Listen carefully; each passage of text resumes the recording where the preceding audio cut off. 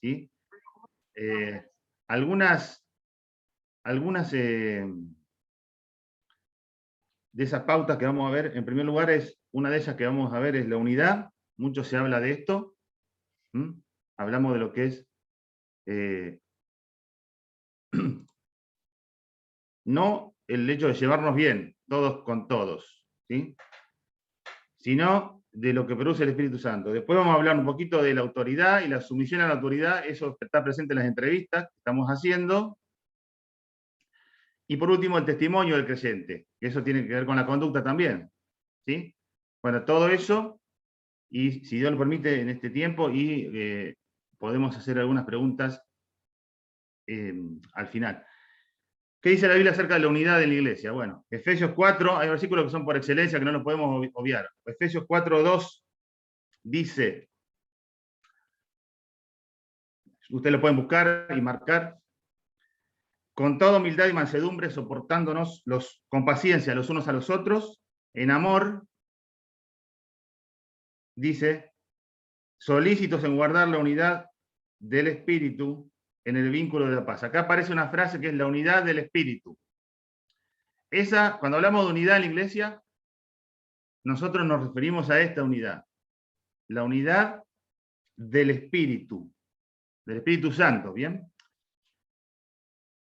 Ahora, este versículo le da un poco lo va decorando esto, lo va agregando detalles, porque ¿qué queremos con esto? Es que te quede claro qué es la unidad, ¿sí? Porque vos podés tener una idea de lo que es la unidad, yo puedo tener una idea de lo que es la unidad, y así podemos seguir nombrando a otras personas, pero es importante que nosotros entendamos qué es lo que dice la Biblia acerca de la unidad del Espíritu. Hablamos de la unidad, hablamos del Espíritu Santo, ¿sí? No de la característica de una iglesia local, sino de la iglesia como cuerpo de Cristo. Esa unidad del Espíritu tiene un escenario, un contexto, un telón de fondo. En primer lugar, dice que tenemos que ser solícitos en guardar la unidad. Solícitos, es decir, esforzarnos, ser diligentes, no ser negligentes, que sería lo contrario. Sería que yo me apresuro en hacer algo. Yo me esmero, o sea, hago lo mejor que puedo. ¿Para qué? Para guardar la unidad del Espíritu. La unidad del Espíritu es algo que yo tengo que guardar, yo como miembro en particular, y nosotros como cuerpo en general. Es decir, que hay dos cosas ahí. Primero, que nosotros no producimos la unidad. O sea, ni vos, ni yo, ni ninguna familia, ni ninguna iglesia es el origen de la unidad. Tiene la capacidad, no nace de nosotros esa capacidad. Ya está, la unidad está provista, la unidad la provee el Espíritu Santo. Nuestro deber es, ¿qué cosa? Guardar la unidad. Es decir, proteger, preservar la unidad, promover, ¿sí? Preservar la unidad, promover la unidad, si querés, pero no producirla. La unidad del Espíritu ya se encuentra en la iglesia desde el momento que es creada. ¿Por qué? Porque la componen personas que tienen al Espíritu Santo morando en sí mismos, que somos nosotros cuando recibimos a Cristo. Entonces, en ese momento, al nosotros congregarnos, a ser parte de una familia de la familia de Dios, estamos participando de la unidad del Espíritu. ¿Sí?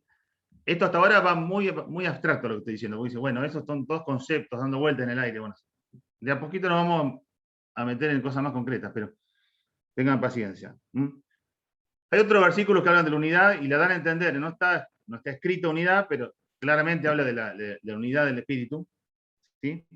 Pero antes de ir a esos versículos quiero destacar otra cosa. Cuando dice soportándonos, fíjense que la unidad del Espíritu aparece en el medio de un escenario de relaciones con otras personas de la iglesia y de los creyentes, porque dice soportándonos, habla de la humildad y la mansedumbre, dice soportándonos con paciencia unos a otros, ¿sí? En amor. Y después dice el vínculo de la paz. Más adelante vamos a volver sobre ese concepto del vínculo, ¿sí? El vínculo de la paz. Y siempre vamos a encontrar el amor dando vueltas ahí, porque es fruto del Espíritu. del carácter que el Espíritu Santo fomenta, produce y desarrolla en nuestras vidas a medida que crecemos espiritualmente. Así que vamos a ver el amor dando vueltas, vamos a ver el concepto del vínculo, vamos a ver la paz. Todas virtudes que florecen alrededor de la unidad del Espíritu. Así que muy fácil destacar o experimentar la unidad del Espíritu y señalarla por su distintivo: amor, paz, vínculo, comunión. Y eso me ayuda a ser lo suficientemente tolerante y sobrellevar cuando hay personas débiles o hay personas que son conflictivas o inmaduros. ¿Se entiende?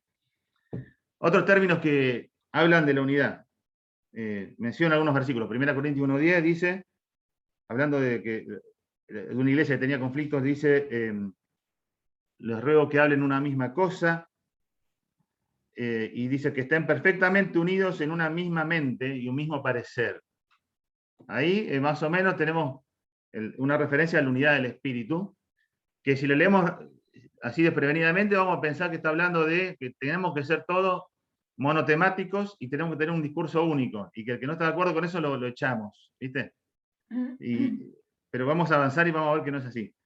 Filipenses 4:2 está diciendo a dos mujeres que Pablo quería mucho y discutían y estaban causando conflicto. Dice, les ruego que sean de un mismo sentir en el Señor, un mismo sentir en el Señor.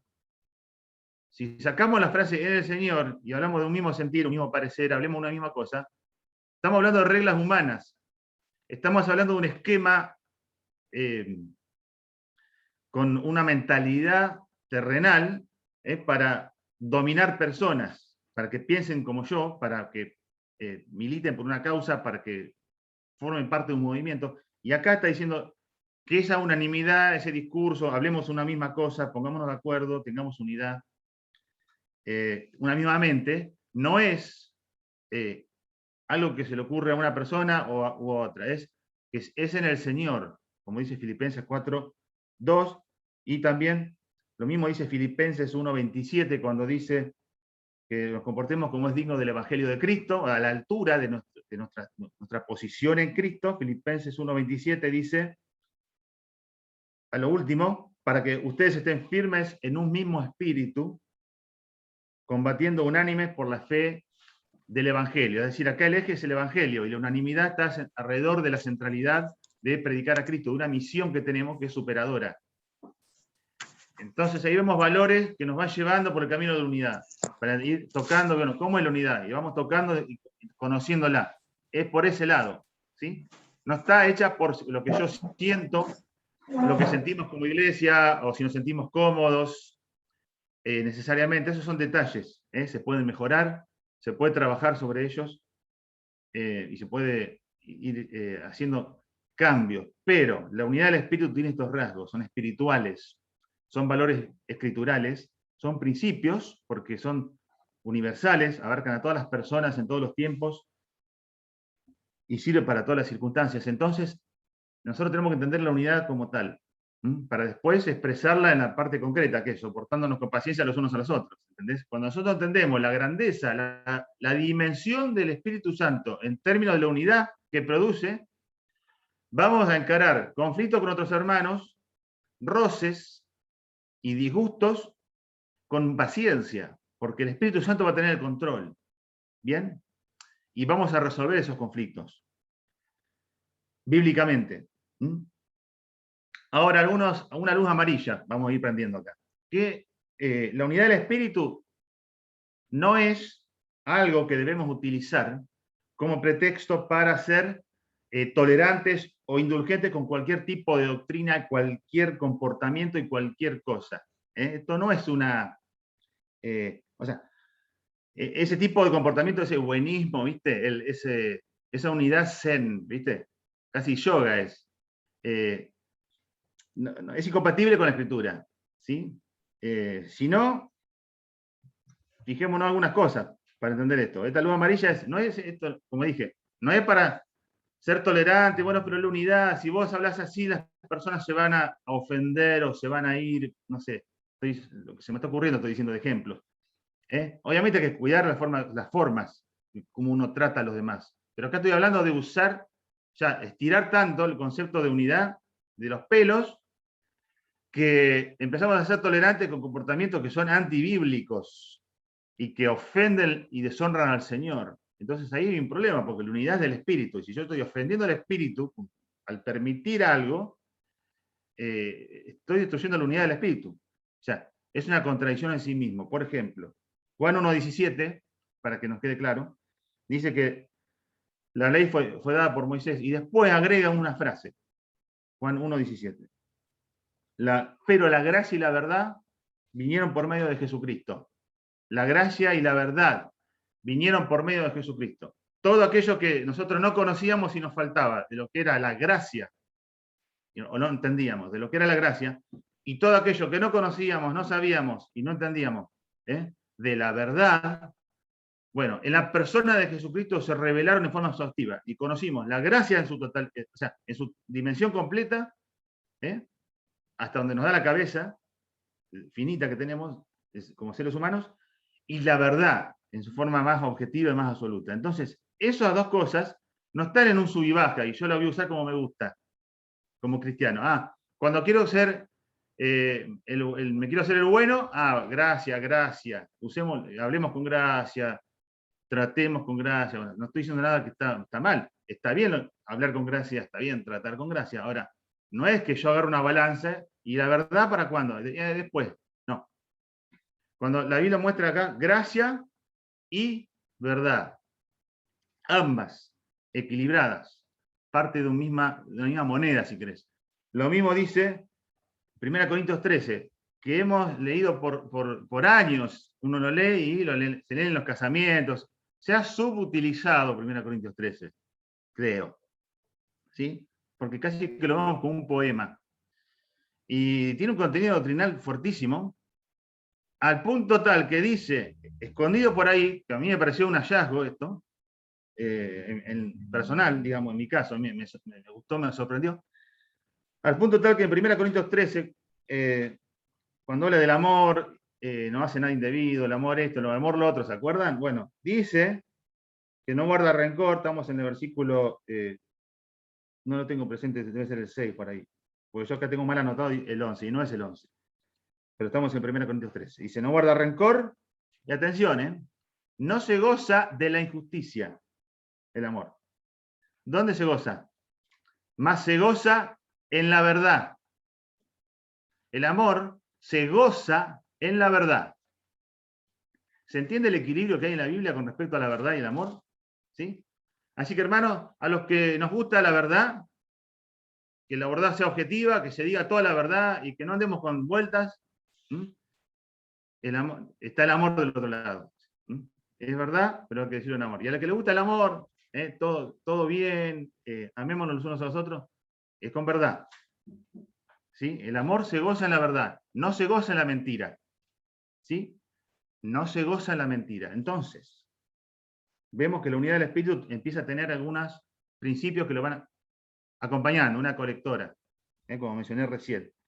Y si no quedó claro, agrego, por ejemplo, cuando en Judas dice, ahí mientras se está escribiendo, dice, les exhorto para que contiendan ardientemente por la fe, una vez dada a los santos, ¿sí? Contiendan, o sea, salgan a dar batalla para defender la fe, es decir, el cuerpo doctrinal, tal cual ustedes lo conocen, que era el Evangelio de Cristo, el Evangelio de la gracia y demás, frente a los ataques y las falsedades que estaban dando vueltas. Dice, contiendan ardientemente. Eso no es falta de amor, eso es justamente que hay que decir la verdad, cuando hay mentira enfrentándola. ¿Sí? Y Romanos 12 y 18 nos da también unas pautas. Dice Romanos 12, 18, si es posible, esto es un principio bíblico impresionante, esto es un principio bíblico. Si vos querés, si hay una definición de principio en la Biblia, es esta, porque acá no te dice un mandato, hace esto con respecto a esta situación, acá te dice algo que es un principio, te da pauta. Si es posible, en cuanto dependa de vosotros, estad en paz con todos los hombres. Si es posible, en cuanto dependa de vosotros, estad en paz con todos los hombres. A veces no va a ser posible, ¿sí? Y a veces no va a depender de vos. Entonces ahí, ¿qué pasa? Tal vez no podés estar en paz con todos los hombres. Es interesante. ese principio. Sin embargo, te insta o te incentiva a tener una actitud pacífica, no contenciosa. No se puede guardar la paz y la unidad o el vínculo de lo que sea a expensas de nuestras convicciones bíblicas. Esas no se pueden romper. A expensas de nuestros valores bíblicos. No podemos renunciar a eso para mantener la paz. No estamos manteniendo la paz ahí, estamos haciendo daño a la paz, deshonrando el nombre del Señor y bueno, trae malas consecuencias, por supuesto. Hay situaciones que demandan que nosotros los creyentes levantemos nuestra voz en defensa de la verdad. ¿Sí? Y si el costo es el conflicto o enfrentar situaciones de presión, lo tenemos que hacer. ¿Sí? Bueno, ese no es necesariamente el tema de hoy, de la unidad del espíritu, pero era una luz amarilla ahí, no es cualquier cosa la unidad del espíritu. ¿Sí? Y voy cerrando, llegando a la conclusión de la parte esta de la unidad del espíritu, mencionando algunas cosas más. La unidad presente entonces, unos conceptos vamos a agregar. En el cuerpo de Cristo, no es, como dije antes, el resultado de factores externos, no viene de afuera, no es porque la iglesia funciona bien y tenemos buenos programas, la música es buena, el edificio, tenemos una buena puesta en escena y ofrecemos un culto. No, eso son cosas las que queremos trabajar y mejorar, pero no son lo que provee la unidad. Proviene del Espíritu Santo. Y es una unión espiritual, y atención, cuyas dimensiones trascienden los límites conocidos por nosotros en materia de relacionamiento con los demás. ¿Sí? Porque transforma nuestras vidas y nos hace unir y relacionarnos con personas que ni conocemos, que vienen de otro contexto, que han sido educadas en otras tradiciones, en otros lugares, tienen otros valores, vienen de otras familias, otra situación económica, cultural. Sin embargo, nos encontramos en un mismo sentir. Eso es del Espíritu Santo. Si no, ¿quién hace eso? Que salga natural. No nos suben un colectivo naranja y nos llevan con un bombo a nosotros los domingos, para que vayamos ahí. Lo hacemos de corazón y vamos vinculándonos a otras personas y Dios va obrando a través de nosotros como un organismo vivo. Es sobrenatural. ¿Sí? Y es imperativo que la iglesia, como cuerpo, reconozca que el Espíritu Santo se encarga de establecer los requisitos o condiciones para la unidad. ¿Sí? El Espíritu Santo lo hace. Esto significa que vos y yo no tenemos la capacidad para hacer que la gente se una. Yo sé que muchos de ustedes trabajan en ministerios y están ahí y quieren que la gente se una, que haya menos subdivisiones, ¿viste? Mini grupos ahí que a veces se hacen de personas o afinidad diferente, y queremos que eso mejore a veces. Y ni vos ni yo tenemos la capacidad para que eso pase por nuestras fuerzas. Hay métodos, hay estrategias para promoverlo, es verdad, para promover la integración de personas al cuerpo y todo eso, pero ninguno de ellos va a funcionar tan eficientemente como el desarrollo de la madurez espiritual. ¿Vos querés que la gente se una? Así que el Espíritu Santo tenga más control de ellos. Y dejá de esforzarte tanto en métodos humanos, y en empujar y formar y esto y lo otro, porque no va a suceder como vos querés. Ocupate que la gente sea discipulada, que ame al Señor, que crezca espiritualmente, y esa madurez espiritual, ¿te suena? Unidad del espíritu, madurez espiritual. Bueno, esa madurez espiritual va a resultar en ¿qué? Que la gente se va a unir, ¿entendés? Y va a ser mejor de lo que vos pensaste, porque va a ser bajo el poder sobrenatural y el objetivo del Espíritu Santo, que mueve a las personas que se ministren unas a otras. Entonces pasan cosas grandes y que trascienden tus ideas. Cuando la unidad la produce el Espíritu Santo y no es artificial. Entonces, los métodos y tus estrategias van a tener su lugar, pero no te pienses que eso va a funcionar sin el Espíritu Santo. Ocupate más en la madurez espiritual tuya, en la de los que vos te siguen a vos, en tu grupo, y después la unidad va a florecer. Eso va a crecer. Y será consecuencia de la comunión con Dios. ¿Sí? El vínculo de la paz, habíamos leído por ahí antes en Efesios capítulo 4 al principio. Bueno, el vínculo de la paz está hablando de comunión y de relación.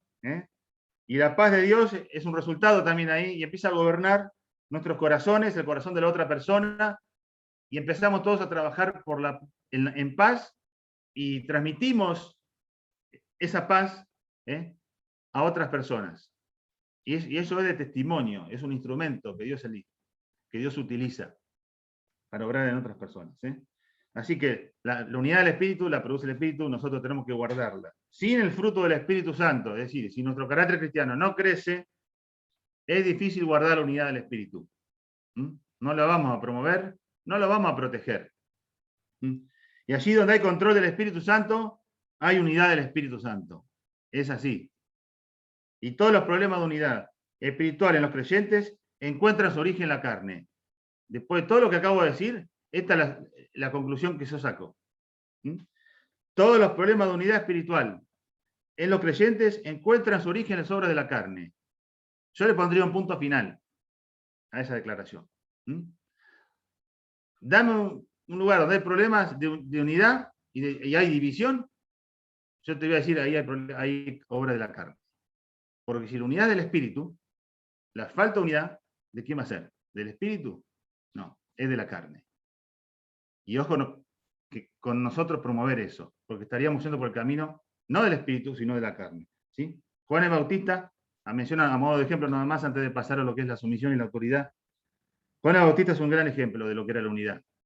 En la práctica, viste que habíamos hablado de conceptos abstractos, ahora bueno, la unidad es esto, lo otro, bueno, Juan el Bautista la practicó. Juan el Bautista era el precursor del Mesías, es decir, él 6 meses antes que Jesús, él nace antes, y después en su ministerio preparaba los corazones de las personas para recibir el Mesías, para recibirlo de corazón, para entender quién era él, etcétera, etcétera. Ahí empieza Jesús a manifestarse en su ministerio público y la gente empieza a seguir a Jesús y empieza a abandonar a Juan el Bautista. Es decir, Juan el Bautista perdía popularidad en términos humanos. Y su actitud nos deja lecciones en lo que significa el espíritu de equipo, la unidad del espíritu y demás. Porque él declaró su oficio como precursor cada vez que le preguntaban, ¿qué haces? Porque dice, en Juan 4.1, lo cito solamente, la gente va y le busca, ¿viste? Siempre hay alguien que te va a querer tirar la lengua en el ministerio. A ver qué opinás. Alguien que te va a hacer hablar, porque no va a querer murmurar, entonces va a ir con toda diplomacia a ver que vos murmures, y él no va a decir nada. Entonces piensa que es inocente, y no, porque el que escucha también. Como una vez escuchaba un predicador que dijo, hay gente que no murmura, pero tiene oreja de palangana. Son todo orejas, todo oídos. Y en Juan 4.1 dice, Jesús hace y bautiza más discípulos que Juan. La gente decía, che, Juan, se lleva a los discípulos tuyos. O sea, pasaban esas cosas. ¿Sí? Y Juan todo el tiempo dijo que él era precursor, una voz que clama en el desierto, y después se los dice muy claramente, dice, mirá, es necesario que él crezca y que yo mengüe. Es necesario que él crezca y que yo mengüe. Ahí, ese es el contexto de ese famoso versículo. Un lugar, en una escena de unidad. ¿Sí? Somos parte de un mismo equipo. Mi función era esta, dice Juan, pero mi función no era crecer. Él tiene que crecer. Cuando Cristo está en el centro, cuando la agenda tuya es cristocéntrica, cuando tenemos en claro quién es Jesús y quiénes somos nosotros, el Espíritu Santo tiene un terreno fértil ¿para qué? Para sembrar la unidad. Bien. Me hace acordar a Bernabé con Pablo, que Pablo empezó a crecer en el ministerio y Bernabé se fue haciendo un costado, aún a pesar de tener diferencias inclusive. No hizo un escándalo, se corrió. Y lo dejó a Pablo florecer y crecer. ¿Sí? Es más, en Gálatas 2 le dieron la señal, la diestra, la gente que antecedía a Pablo en el cristianismo, por lejos, al ver que Pablo era precursor, era misionero a los gentiles y Dios lo está usando grandemente, le dan la diestra en señal de compañerismo, le dan la diestra en señal de compañerismo.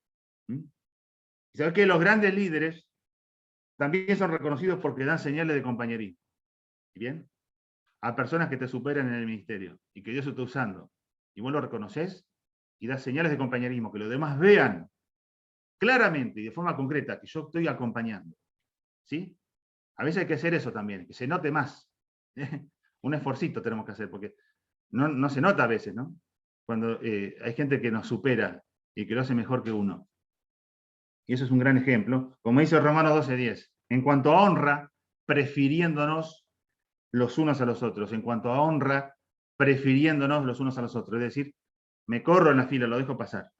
¿sí? Me hago un costado, cedo mi lugar, por el bien de la obra, por la exaltación del nombre del Señor, hay cosas que yo tengo que ceder a veces y preferir. Hay una decisión. Bueno, eso es la unidad del espíritu, más o menos. Vos querés sembrar la unidad del espíritu en la iglesia, en tu ministerio, en tu vida, en todos lados. Bueno, hay que crecer espiritualmente. No queda otra. Es por ese camino. Y el espíritu va a obrar. ¿Correcto? La sumisión a la autoridad. Ahora vamos a los bifes. Acá. Todo muy lindo con el espíritu. Ahora vamos a la ley. No, mentira. La sumisión a la autoridad. Bueno, acá hay conceptos que son conocidos, pero lo vamos a repasar solamente. También, Efesios 5:21 dice, pero vamos a arrancar con una novedad. Porque cuando uno dice sumisión a la autoridad, pensamos, bueno, tengo que obedecer a los pastores, o a mi líder, o a este y el otro. Listo, voy a obedecer, yo soy una persona dócil, porque hay gente que es dócil.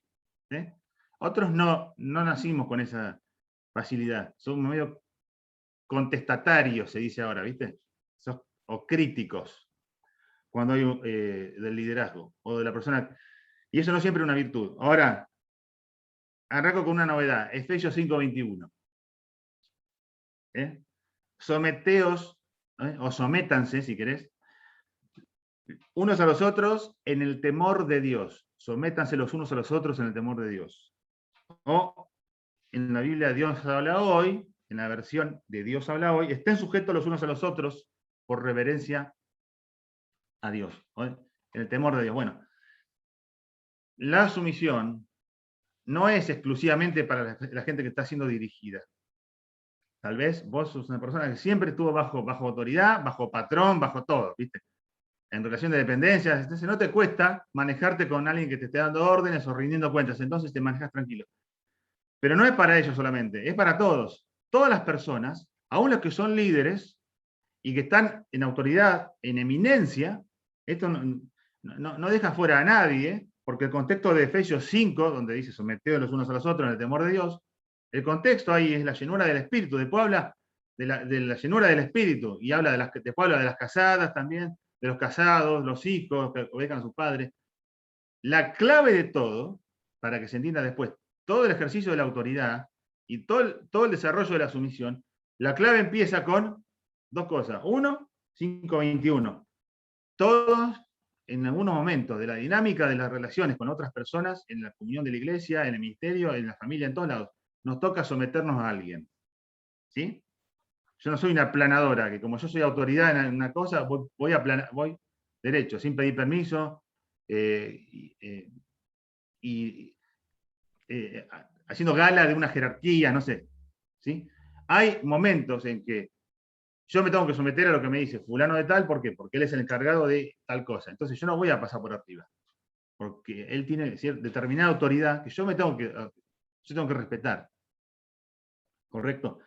Entonces, la sumisión no es exclusiva de las personas débiles o de los dirigidos o ovejitas inocentes que siguen a uno y no hacen ninguna pregunta. No, es una señal de madurez. ¿Por qué es una señal de madurez espiritual? Porque en Efesios 5:21 estamos leyendo, y en el 22, 23, 24 habla de la llenura del Espíritu. Hay una señal de madurez, que es que yo soy una persona que no le cuesta someterse a la autoridad, cualquiera que ésta sea. Entonces, mi querido, si vos tenés problemas para hacer caso a lo que te dice un superior, una autoridad, sobre todo en el ámbito espiritual, porque el contexto de Efesios 5 es ese, pero además habla de los siervos y de la gente que labura, ¿sí? Con sus amos, todo. Entonces, en cualquier esfera, sobre todo en la eclesiástica también, si a vos te cuesta la sumisión, tenés un problema espiritual. No se puede todo, no tiene matices. Es una cuestión espiritual, es un asunto espiritual, se trata y se aborda desde el lado de la espiritualidad. No, que bueno, yo soy así, yo soy así. No, es un problema espiritual. ¿Sí? Y hay que trabajar sobre eso. Es inmadurez, tengo que crecer. Tengo que aprender a someterme a los demás. ¿Se entiende? Sumisión, entonces, sucede cuando yo estimo a los demás, valoro a los demás como superiores a mí mismo, como dice Filipenses capítulo 2. Yo valoro a las demás personas, lo que ellos hacen, lo que ellos son. No los paso por arriba. Y no es buscar mi propia agenda, lo mío propio, sino lo de los demás también. pienso en lo que los demás hacen, valoro, pondero lo que ellos hacen, respeto. ¿Sí? Eso evita roces, pacifica los conflictos y ayuda a reconciliar cosas. ¿Mm? Algunos conceptos más que dice la Biblia acerca de la autoridad, esto es muy interesante. Primera Tesalonicenses 5:12. Ojo con este versículo. Primera Tesalonicenses 5:12. Os rogamos, hermanos. Acá lo leo en versión Reina Valera, ¿listo? ¿Sí? Busqué otras versiones y esta me gustó más. Yo soy medio inclinado a la Reina Valera, eso lo reconozco. Os rogamos, así que en el castellano antiguo, hermanos, que reconozcáis, atención, reconozcáis a los que trabajan entre vosotros y os presiden en el Señor y os amonestan. ¿Qué versículo? ¿Mm?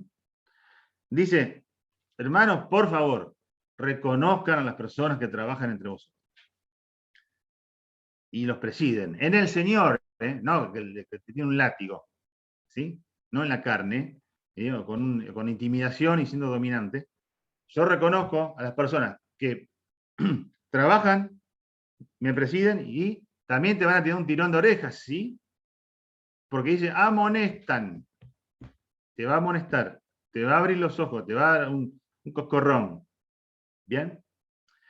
Y también es una luz amarilla para las personas que están en autoridad y que lideran. ¿Por qué? Y todos los que estamos acá tenemos cierto grado de liderazgo y de influencia. O por eso te estás sumando, porque lo querés tener. Bueno, yo te aviso una cosa, la gente va a reconocer, según lo que dice este versículo, la gente, porque vos querés reconocimiento, querés respeto, fantástico. La gente va a reconocer a los que trabajan entre ellos.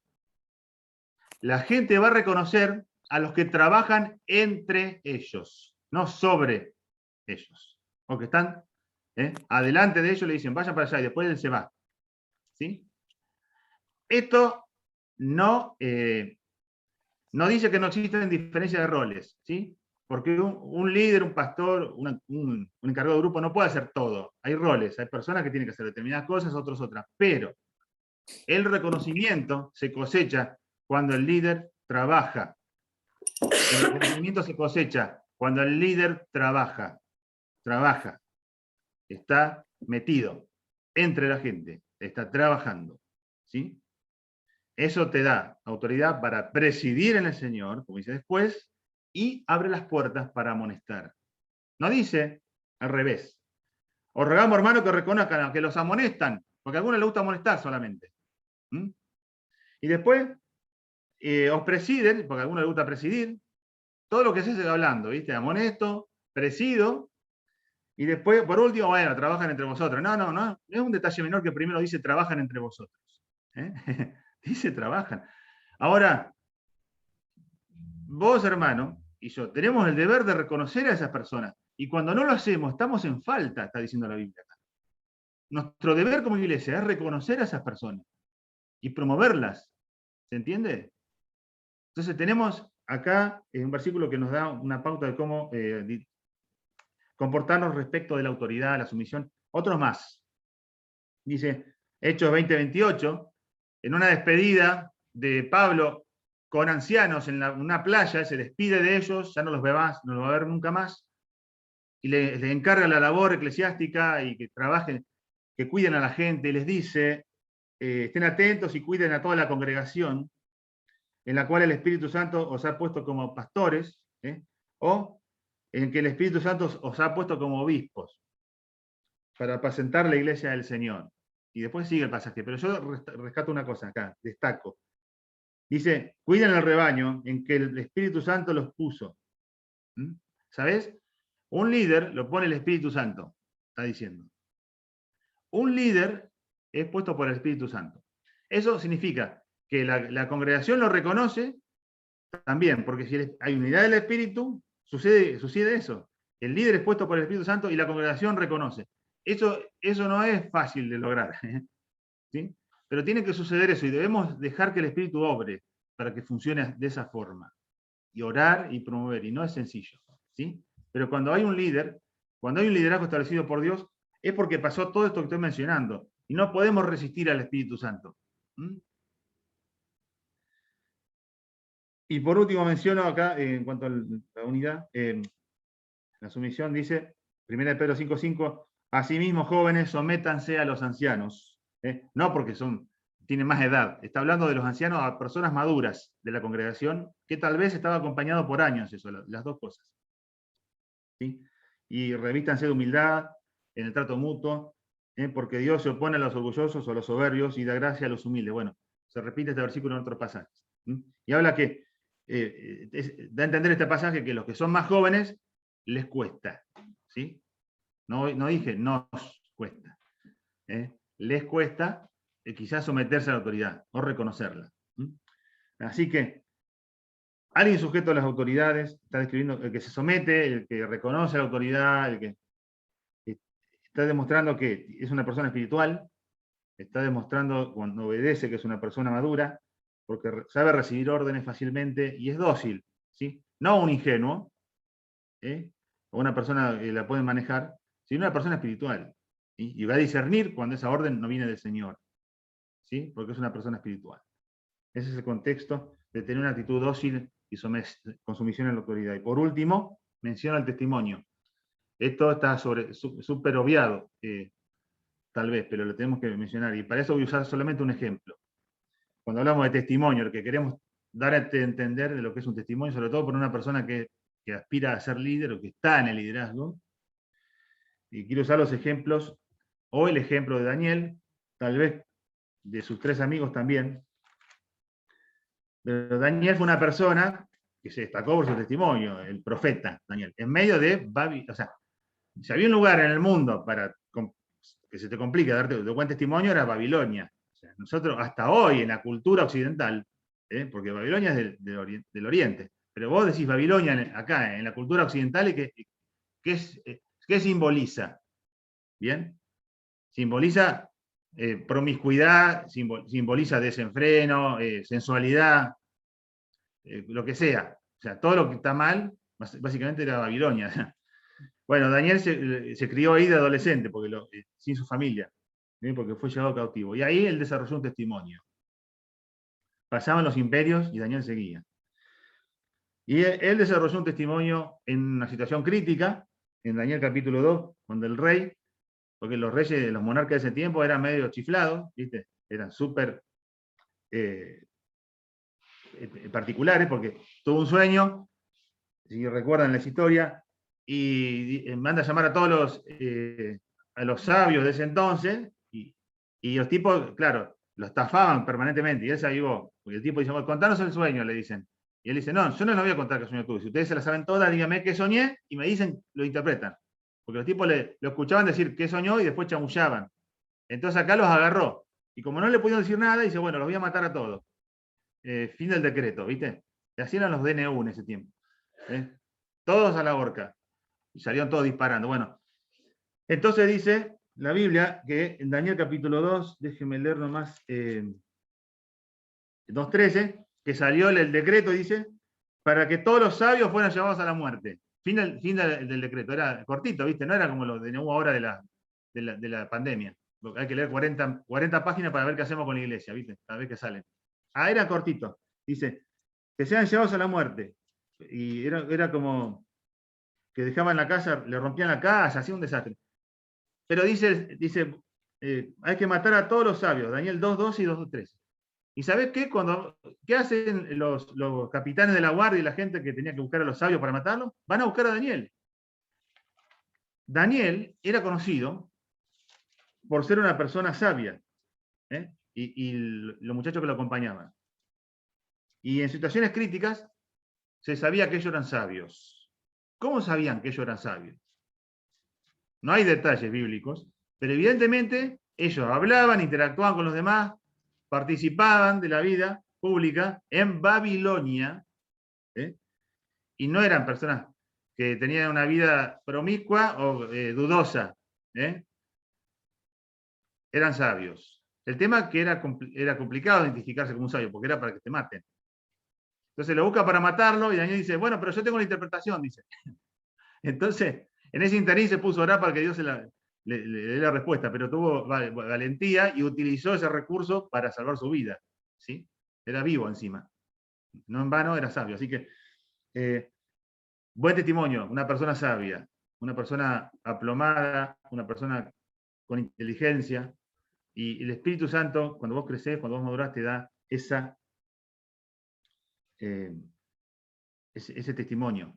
Una persona que piensa antes de hablar y de actuar. Y vemos que Daniel y sus amigos ganaron prestigio y posiciones de privilegio habían ganado, pero esto fue una ocasión mayor de dar testimonio, no de esconderlo, ¿sí? Porque estuviesen acomodados. No sucedió eso, dieron más testimonio todavía. Lo muestra el siguiente evento en Daniel capítulo 6, y ahí ya estamos en una situación conflictiva. Ya estamos en otro momento de otro gobierno. Un imperio desaloja al otro y Daniel permanece, ¿sí? Resumiendo la historia. Y sucede que el testimonio de Daniel trascendió los tiempos. Y eso hace el testimonio en tu vida, el buen testimonio. Trasciende el tiempo.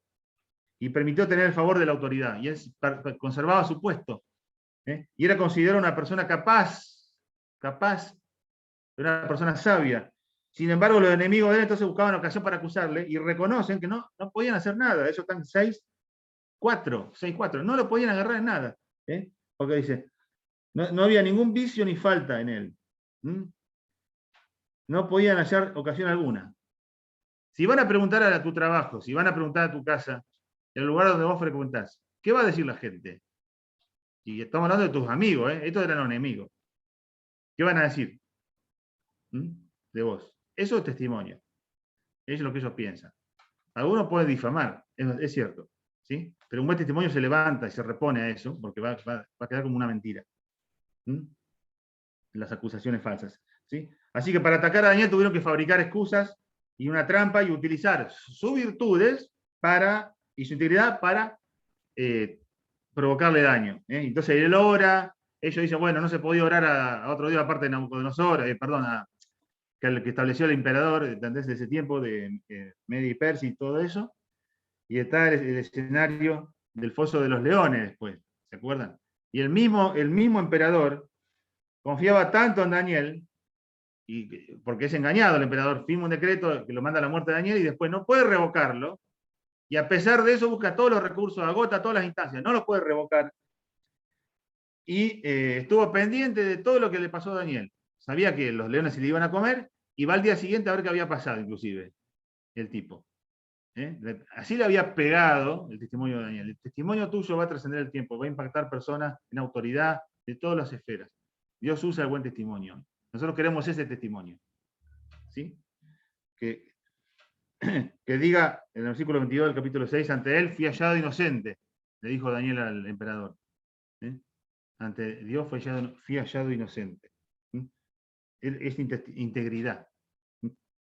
Y recuerdo esa situación, pero también hubo situaciones cómodas para Daniel.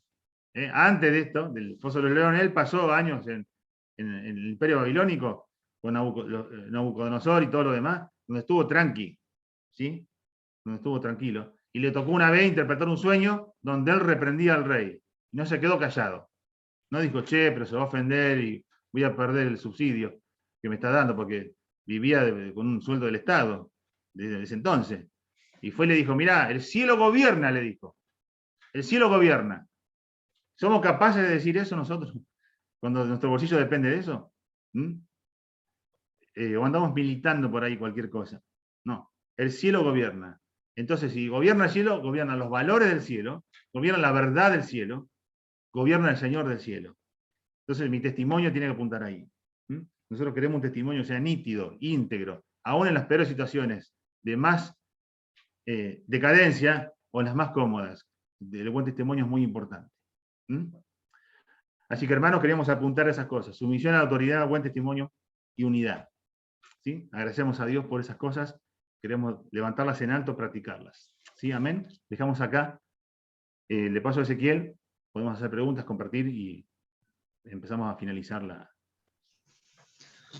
Espectacular, muy clarito, creo que fue las dos partes, ¿no es cierto? Lo que fue autoridad y también lo que es unidad. Hablando de unidad, ¿saben? Quería mencionar algunas cosas que pueden, cómo nos damos cuenta a veces cuando no estamos unidos, ¿no es cierto?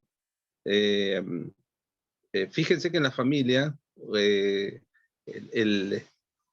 cuando le dice Adán al Señor, la mujer que me diste, ya estaba partida la unidad del matrimonio ahí, ¿no es cierto? Lo mismo pasa a nivel iglesia, ¿viste? Cuando de pronto dicen, no, lo que pasa es que el ministerio de los jóvenes, y no es el ministerio de los jóvenes, es nuestro ministerio de jóvenes, ¿viste? El ministerio de la niñez, no es el ministerio de la niñez, es nuestro ministerio de la niñez, porque somos una iglesia, ¿no es cierto? ¿En qué otra cosa lo podemos decir? El ministerio de la música pierde los micrófonos. No, nuestro ministerio de música puede perder los micrófonos, pero es nuestro, o sea, es parte integral de nosotros. En esas pequeñas cosas, uno puede percibir, o haciendo un autoexamen, cuando nosotros estamos forjando una separación entre las cosas, donde no tendría que existir una separación.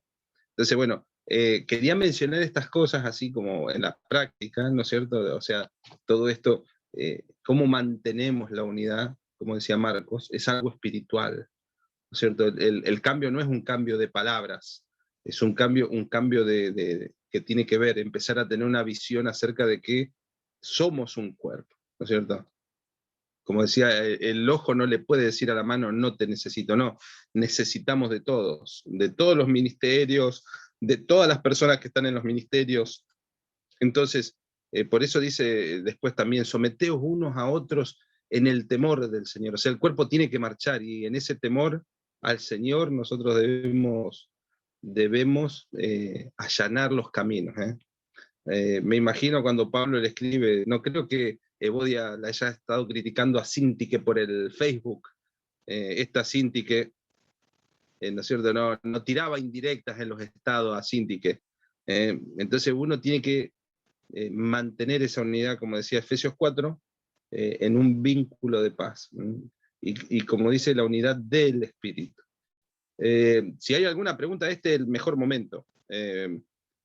Por ejemplo, ¿cómo arreglamos los problemas entonces cuando tenemos un conflicto con alguien? Porque habló ahí Marcos, la verdad en amor. Entonces la verdad hay que decirla y hay que decirla en amor. ¿Cómo lo hacemos a eso, ¿no es cierto? Y de pronto, la verdad en amor, algo hablamos el domingo, ¿viste? ¿No es cierto? Que cuando vamos a hablar con alguien, debemos confrontar, pero no ir con un mazo, ¿no es cierto? Porque a veces tenemos palabras que parecen un mazazo.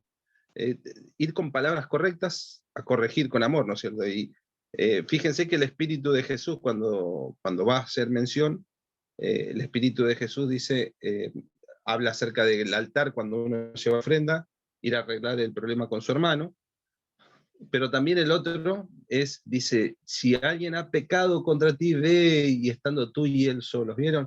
Hay un proceso, pero siempre el espíritu es la unidad, la restauración, el poder volver a lo mismo, ¿no es cierto? Entonces, inclusive cuando hablamos del perdón, es súper importante porque el perdón es parte crucial dentro de esta unidad. Nos equivocamos y necesitamos perdonarnos. Y recuerden esto, alguien ya pagó por el perdón, no es que nosotros tenemos que perdonar porque somos buenos de corazón, no, es porque alguien ya pagó por esa persona el perdón, y lo pagó el Señor Jesús. Entonces, si hay alguna pregunta, este es el momento, ya estamos casi llegando al final, pero podemos contestar.